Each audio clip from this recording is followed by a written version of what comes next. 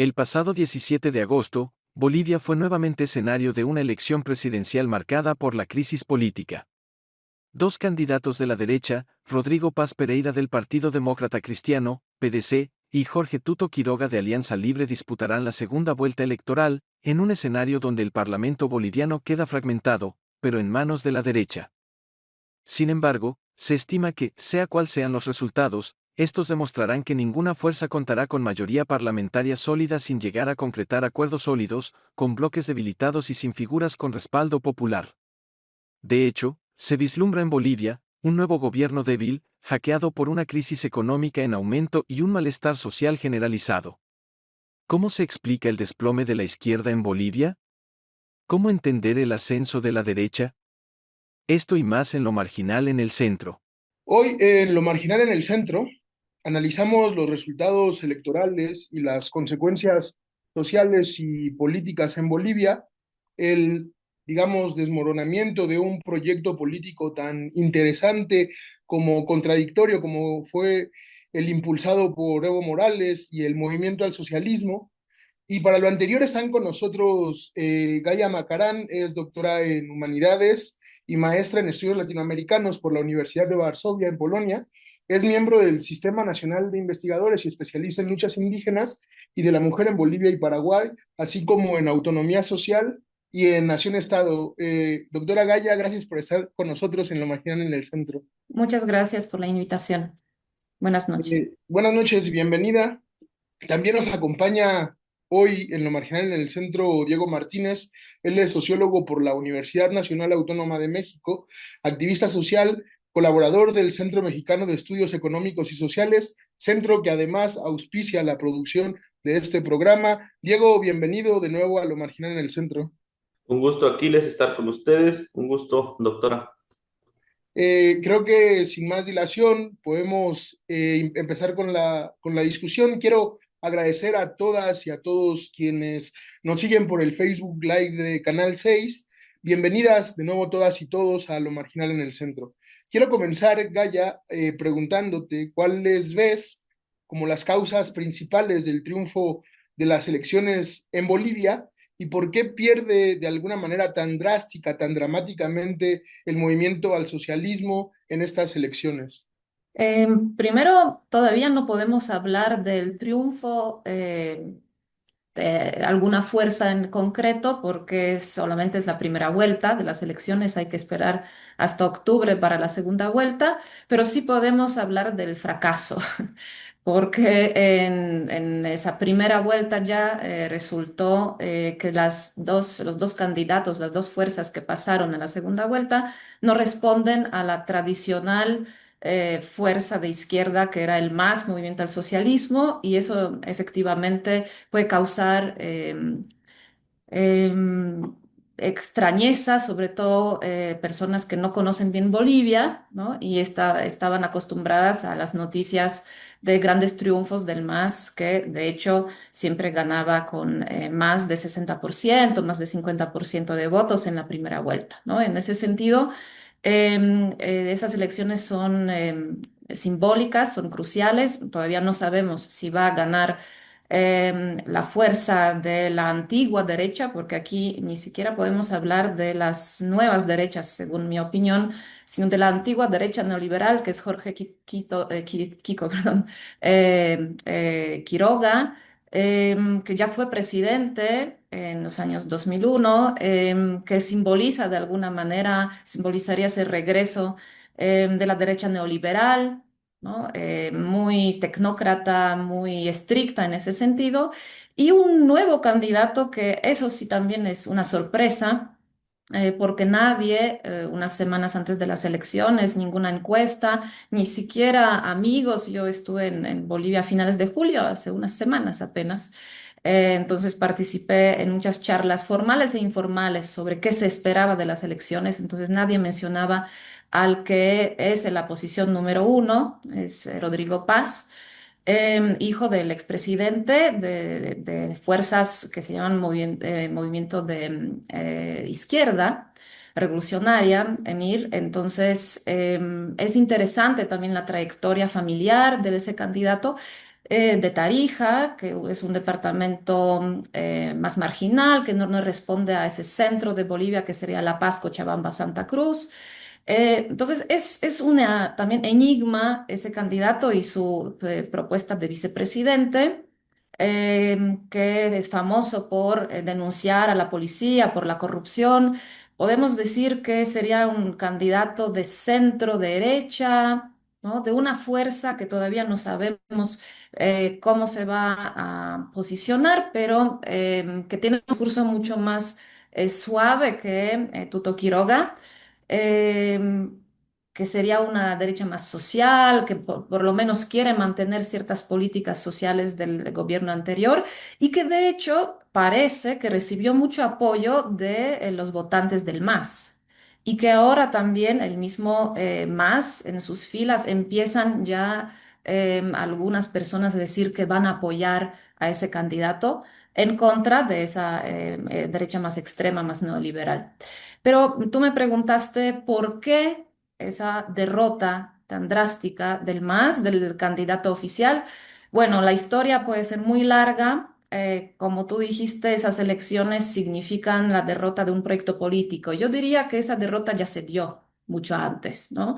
Y esas elecciones solamente lo confirman de manera, bueno, explícita, política, pero el proyecto político del MAS, que realmente no era solo del MAS, sino era un proyecto político de muchas fuerzas de movimientos sociales, movimiento indígena, movimientos populares, muchas organizaciones, realmente empezó a tropezar y tuvo sus fracasos mucho antes. No hay aquí lugar para explicarlo. Lo más significativo de los últimos años, de esa coyuntura antes de las elecciones, es la pelea interna entre el expresidente Evo Morales y el presidente Arce y la candidatura de un desconocido Castillo, ¿no? Que el presidente Arce mencionó, entonces no tenía popularidad, y la crisis económica, la tremenda crisis económica que seguro influyó en las elecciones. A lo mejor después podré profundizar. Sí, creo que en una segunda intervención podamos hablar precisamente sobre esto, que son algunos puntos que también, digamos, se han hecho explícitos sobre el fracaso económico que ha habido en Bolivia en los últimos años, que también ha permitido, digamos, ha hecho visible el resquebrajamiento interno en el MAS y al mismo tiempo un desencantamiento, yo percibo, de la sociedad boliviana por estos fracasos económicos, como mencionaba incluso Álvaro García Linera, pero en una segunda intervención que quisiera poder hablar de esto. Y Diego, te pregunto, ¿cómo explicas cómo interpretas los resultados de las elecciones en Bolivia? ¿Cuáles son las claves, los puntos que resaltas? Bien, yo quisiera comenzar diciendo que si bien es cierto que a una fuerza política no ha sido definitivamente la ganadora, también quisiera recordar pues parafraseando incluso, ¿no? Una frase de Roque Dalton cuando nos decía sobre los fascistas y pudiéramos decir que no hay que olvidar que dentro de la derecha, la menos derecha también es de derecha. Y en ese sentido, nosotros no podemos pensar que aunque se diga una derecha más social, una derecha del centro, cuando se trate de defender los intereses de fondo de las comunidades e ir en contra pues sí, del capital nacional y transnacional, pues va a posicionarse donde pues la derecha siempre ha estado, ¿no? Y en ese sentido, pues lo que resalta es la pérdida por parte del movimiento al socialismo del poder político. Ya pues no existe la posibilidad de poner freno a esta nueva, bueno, no nueva como decía la doctora, derecha que pues, que se va a quedar en el poder, ¿no? Independientemente, pues, cómo sea calificada, yo creo.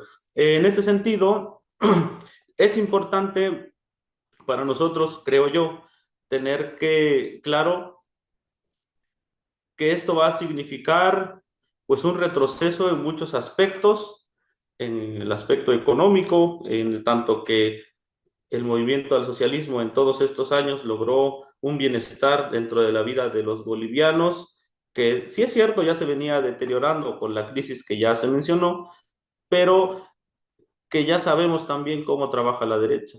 Las soluciones a los problemas que les dan a las crisis, los recortes en el gasto social, los préstamos y ese tipo de situaciones en las cuales no hay mucho margen para asegurar el bienestar de la población. ¿Por qué se pierde? Ya se mencionaba hace rato que hay una crisis económica en la cual el descontento de la población sí tiene, pero lo fundamental creo, y tiene que ver con algo que decía hace rato, o que, bueno, más adelante se puede desarrollar, es con la lucha interna que se viene dando, ¿no? Sí, es cierto, ahí está, y no podemos nosotros esperar que la derecha no aproveche esas debilidades de los movimientos de izquierda, no lo va a hacer, porque de eso se trata su propia lucha, ¿no? Sino que aquí se dio fundamentalmente eso, ¿no? La lucha interna dentro del movimiento al socialismo, en la cual necesitamos ahorita sí revisar hacia dónde se va a ir el apoyo por parte de las comunidades indígenas, el apoyo del pueblo boliviano. En este caso, yo creo que no puede quedarse al margen de la próxima elección, no sería pues vender el futuro político de Bolivia y nos queda más allá de los lamentos de que bueno, perdieron y pues qué mal, ¿no? Y luego muchos suceden en los cuales dicen que no sé, que las masas bolivianas son ingratas por haber, aunque ya les dieron un mejor nivel de vida, hoy votaron en contra. Recordarles, pues, que los derechos, pues, no fueron regalos, fueron fruto de la lucha de las mismas masas, ¿no? De las masas bolivianas. Todos esos beneficios se los ganaron en lucha y no se los pudieron asegurar y pues ahí están los resultados, ¿no? Entonces hay que esperar, pues, qué papel va a jugar, cuál va a ser el llamado que van a tener, pues sí, en este caso las personalidades, aunque suele decirse que no son fundamentales en la historia, pero ahorita están jugando un papel importante en el caso, por ejemplo, de Evo, ¿no? Que llamó al voto nulo y que pues, sí, necesariamente, como decía el vicepresidente Álvaro García Linera, pues Evo Morales tal vez ya no pueda ganar elecciones, pero lo cierto es que también no se puede ganar sin el apoyo de Evo Morales y hay que ver cómo va a estar en esta segunda vuelta, ¿no? Entonces, pues queda mucho que observar todavía, pero en términos generales, pues sí, la pérdida del poder por parte de la izquierda y la derecha, aunque se diga menos de derecha, sigue siendo lo mismo, ¿no? Nada más aquí. Sí, yo creo que recordando un célebre libro que se ha escrito, que uno de los libros más, no sé si más importantes, aunque sí más polémicos, que se ha escrito en los últimos 20 años, de John Holloway, Cambiar el mundo sin tomar el poder, elegía precisamente a Bolivia, a Evo Morales, la figura de Evo Morales como uno de los, de las contradicciones internas en los movimientos sociales entre las posibilidades y la realidad de cambiar, digamos, el sistema político y ponía el caso ejemplificado en el caso de Evo Morales y en el movimiento al socialismo, una de las cuestiones más difusas, más imprecisas, digamos, de la izquierda cuando llega al poder, que tiene muchas limitaciones y en ese sentido, doctora Gaya, le quería preguntar ¿cómo se explica el fraccionamiento interno del movimiento al socialismo, como usted lo mencionaba anteriormente, digamos, conformado por movimientos sociales de distinta trayectoria? ¿Y cuál es el papel también de la crisis económica en este desencanto por la gestión última de Luis Arce en la presidencia de Bolivia? Sí, contestando esa pregunta, a lo mejor polemizo un poco con mi colega.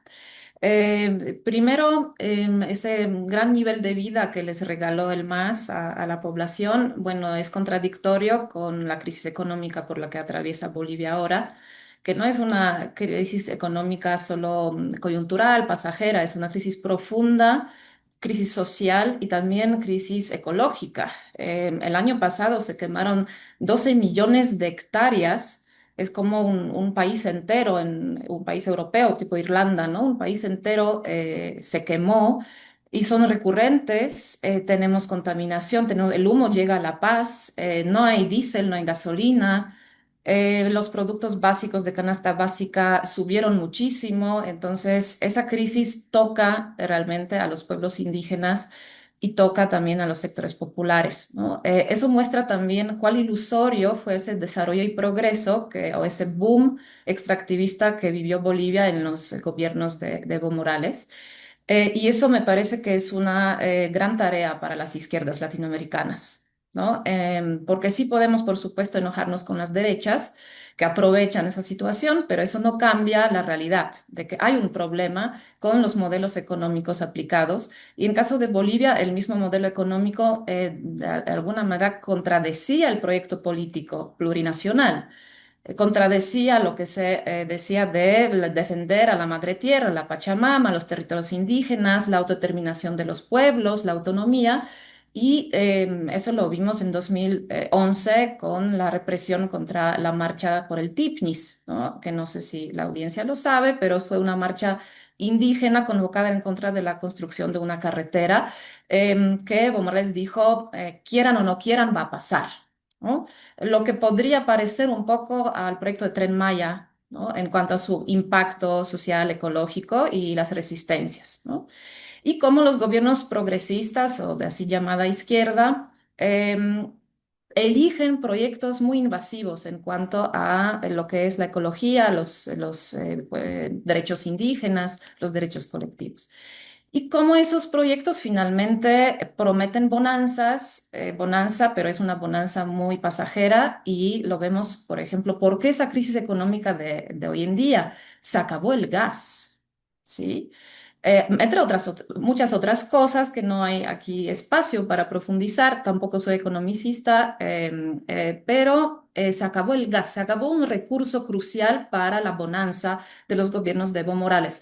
¿Cómo es que los políticos del MAS no prevén eso, ¿no? Sí, tienen seguro consejeros técnicos que les decían en 5 años, porque a mí hace 5 años me dijeron, en 5 años se acaba el gas en Bolivia, y bueno, nadie lo creía y así fue, ¿no? Sin gas no hay dólares, sin gas no hay políticas sociales, ¿no? Entonces es el eterno retorno del problema de vaciamiento de recursos, ¿no? Del extractivismo, de las venas abiertas de América y que tanto la izquierda lo profundiza en vez de superarlo, ¿no? Eso podría ser la primera reflexión. Y otra reflexión es justo cómo el MAS estaba ejerciendo el poder. Tenemos aquí acusaciones del caudillismo de Evo Morales, autoritarismo, que se quería perpetuar en el poder, por eso la crisis electoral de 2019. Tampoco me voy a meter en eso, si fue golpe, si fue fraude, pero es el contexto de esas elecciones también, ¿no? Regresar a 2019, ¿qué pasó? Y cuál división y polémica se suscitó en toda Bolivia, cómo el MAS entregó, podríamos decir, el poder a la derecha dura de aquel momento y cómo tuvo que regresar a través de las elecciones a pesar de todo y cómo desaprovechó esa segunda oportunidad, ¿no? En otra vez peleas entre caudillos, ¿no? Porque tenemos a un Evo Morales que quiere regresar al poder, que llama al voto nulo, que no apoya al partido, que está bloqueando el país. Son muchos meses de bloqueos en este año y el año anterior, que profundiza crisis también económica, política, y tenemos un Arce, un poco un candidato que Evo Morales mismo puso a dedo en contra de lo que decían muchas organizaciones sociales que preferían a Choquehuanca como presidente. Entonces, un Arce que se cree que puede competir con Evo, que puede tener un liderazgo propio, ¿no? Entonces, otra vez tenemos aquí una pelea absurda, ¿no? Que desvía la atención, que cansa a la gente que ve los problemas reales y que los líderes no ven. El desgaste de Arce también se me mostró en esa candidatura fantasma, ¿no? De Castillo, que pues no tenía ni carisma ni posibilidad. Y eso es serio porque el MAS no solo perdió las elecciones y se va a convertir en la segunda fuerza política, como pasa en muchos casos en otros países. El MAS ganó 3%. Entonces, eso significa que no va a tener casi representantes en el Parlamento. Y eso es muy grave.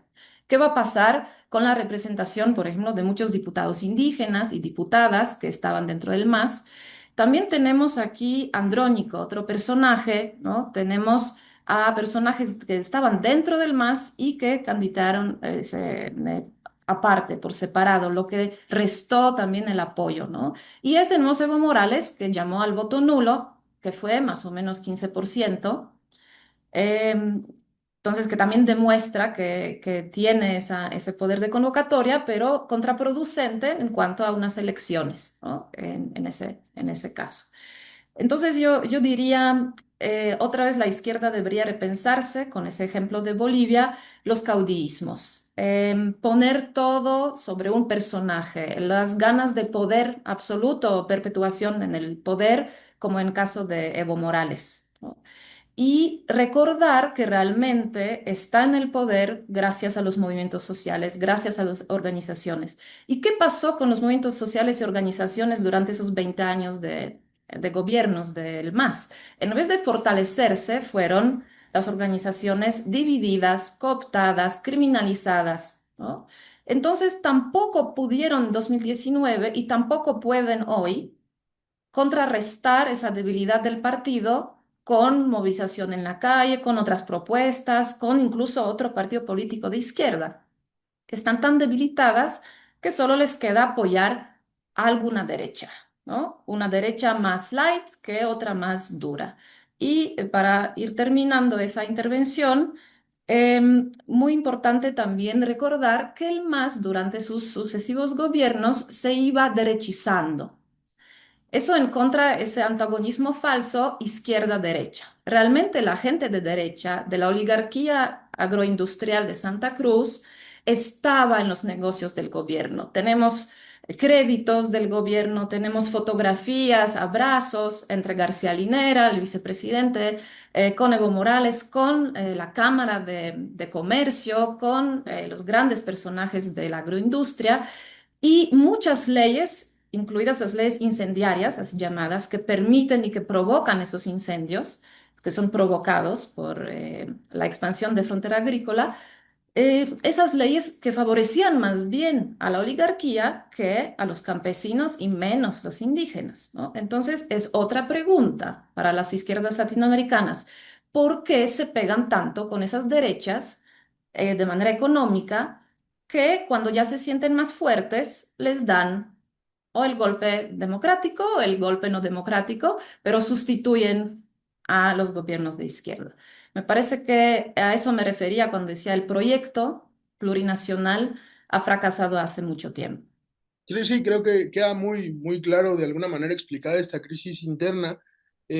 Había recordado ahora que en la intervención en algún momento escuché un proverbio africano que decía que cuando dos elefantes se pelean, quien termina perdiendo casi siempre es el pasto, es la hierba a la que terminan pisando. Y en ese sentido, pienso, Diego, que podrías de alguna manera profundizar igual en esta lucha interna, en el fraccionamiento interno del MAS y cómo esto ha sido una característica de la elección en Bolivia. Sí, como yo decía hace rato, pues no es que el MAS le haya regalado a la gente luchó por ese tipo de derechos. O sea, son resultado de las luchas de la masa organizada.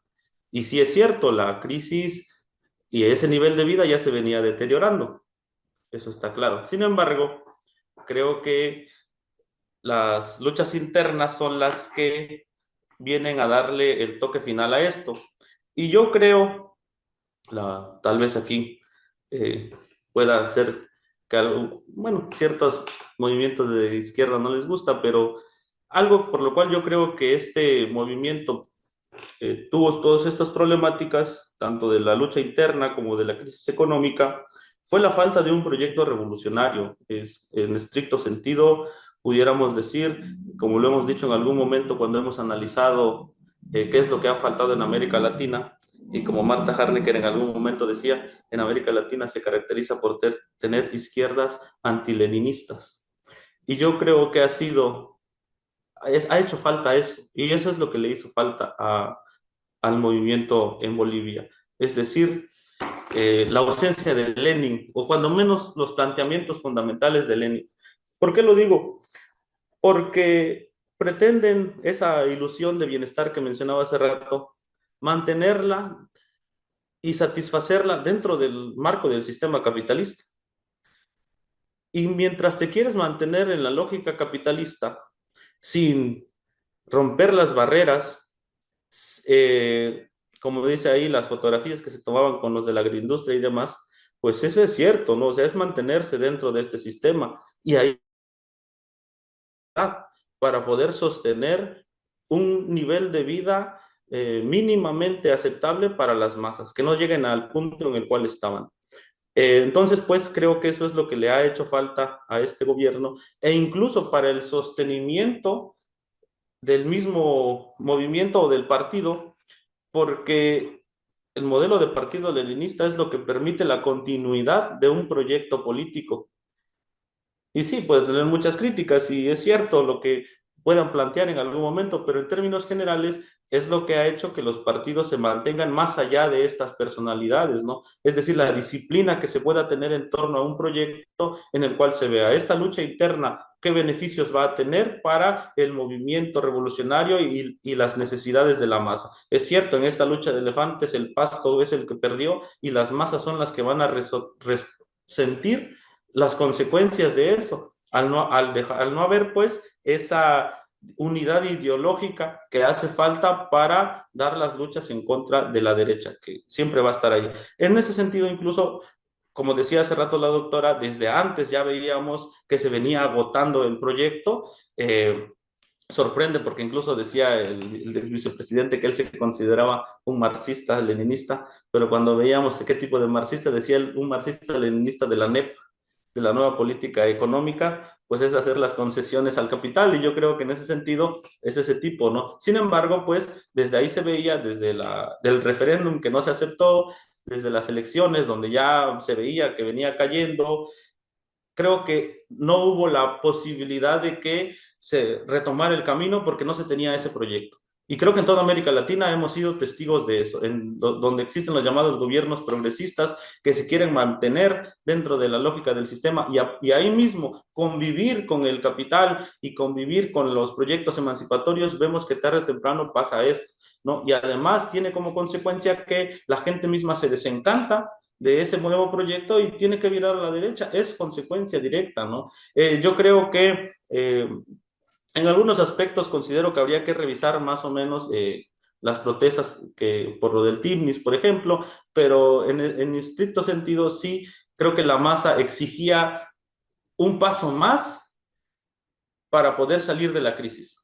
Y ese paso ya no estuvieron dispuestos a dar, lo que implicaba tocar los intereses del capital, tocar los intereses transnacional y nacional, e incluso hacer alianzas económicas con otros países, China, Rusia, etcétera, para poder tener, pues, de dónde asegurar el bienestar en dado caso de esto. Yo creo que incluso igual es cierto lo que menciona, que no hubo ni técnicos que le pudieran haber dicho cómo resolver el problema de que se va a acabar el gas, pues los recursos no son infinitos, tuvo que haber dado, y en este aspecto, pues sí existe una falta de coordinación y de proyecto revolucionario. Es lo que yo quisiera dejar, pues cuando menos asentado en este aspecto, ¿no? La fractura del MAS se da por eso, la ausencia de ese tipo de proyectos en América Latina. Creo que pasando, digamos, de el elemento del país de Bolivia y por terminar ampliando la mirada hacia América Latina, por lo menos, quería preguntar, doctora Gaya, cómo se puede entender este viraje hacia, digamos, la derecha en América Latina, perdón, en Bolivia, comparado con otros proyectos políticos que están ganando terreno en América Latina y en el mundo. Pienso en lo que está ocurriendo con Milei en Argentina, lo que está ocurriendo con Bukele en El Salvador, que es un caso para tomarse en cuenta por la virulencia en cómo se atacan los derechos de muchas personas y tiene una popularidad que uno luego no se explica. Y lo mismo pasa no solo en América Latina y en el mundo. Estamos ante un revival de la derecha a nivel internacional. ¿Cómo se puede explicar esta situación? Sí, podemos, por supuesto, dar esa lectura más, más regional, ¿no? De los resultados parciales de esas elecciones, pero yo pienso que hay ciertas particularidades de lo que pasa en Bolivia. Primero, lo que mencioné, yo sé que las derechas se parecen mucho, pero hay em, importancias en diferencias, ¿no? No es lo mismo un Milei, no es lo mismo Rodrigo Paz por ahora, porque no sabemos qué va a pasar, cómo realmente va a resultar ese gobierno. Y no es porque por Rodrigo Paz votaron los bolivianos, una parte de los bolivianos, las bolivianas. Era un voto de hartazgo, pero tampoco de un permiso hacia la derecha neoliberal, tampoco fue un permiso hacia nuevas derechas, como por ejemplo Camacho, que está preso y que justo lo quieren liberar ahora. Camacho representaría esas nuevas derechas misóginas, racistas, ¿no? Duras.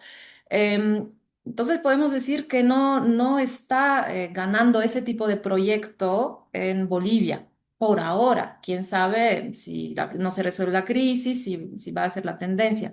Eso es positivo en toda esa crisis que observamos. Entonces, no compararía esas elecciones con el viraje hacia derechas tan duras, ¿no? Y eso también da la esperanza de que no necesariamente las pérdidas de la izquierda en América Latina tienen que ser vistas como gran apoyo de las así llamadas masas a las ultraderechas, sino más bien como un desacuerdo, una decepción, ¿no? Como dijo mi colega, fueron resultados de luchas. Entonces, si la gente luchó y después no ve los resultados, o ve corrupción, o ve crisis económica, ¿no? O ve autoritarismos, o que su proyecto no se está cumpliendo, o pensó una revolución y lo que tiene es otra cosa, entonces castiga a las izquierdas, ¿no? Ya no más, ¿no? Pero eso no seriamente significa que está de acuerdo con las ultraderechas. Pero bueno, eso por supuesto que va a significar algún replanteamiento de lo que son las fuerzas regionales. Bolivia, con cualquiera de los dos candidatos que pueden ganar, supongo que no va a apoyar ya ni a Cuba ni a Venezuela.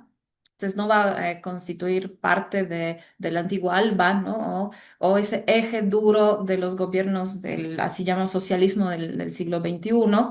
¿Qué tal, qué viraje va a dar, ¿no? Si va a intentar alianzas con Estados Unidos, con Milei, con Bukele, o más bien con Brasil de Lula, por ejemplo, que los gobiernos de Lula son muy centristas ahora mismo. De hecho, en alianza con lo que antes era la derecha y ahora ya es el centro, ¿no? Porque eso es lo que también pasa con el surgimiento de ultraderechas, lo que era derecha ya es el centro y ya puede ser incluso aliado para ciertas izquierdas. Seguro va a significar el cambio, pero yo todavía no podría decir, ¿no? Si va a ser hacia el eje de las ultraderechas o más bien ese juego, ¿no? Regional con algunos gobiernos no tan de ultraderecha. Pero seguro Venezuela y Cuba ya no estarán en el horizonte. Sí, para terminar, igual, Diego, te quería preguntar cómo interpretas tú, ¿hay un fortalecimiento o puede haber un fortalecimiento de la derecha en la región, pensando, por ejemplo, esta cuestión de la derecha, perdón, de la Argentina de Milei o del Salvador de Bukele, o el mismo caso de Ecuador, que sufrió un proceso de alguna manera similar, ¿no? Lenín Moreno, designado por Correa, terminó prácticamente con ese gobierno del bienestar en Ecuador, y Bolivia da pasos semejantes o similares, por decirlo de alguna manera. ¿Cómo lo ves tú? Sí, yo creo que, como dicen, pues lo que no suma resta, y en este aspecto las derechas se van a sentir pues más envalentonadas, un poco con más fuerza a nivel internacional en los proyectos que ya mencionaban, el apoyo a Venezuela en este momento que es crucial, el apoyo a Cuba y demás proyectos sí se debilitaría.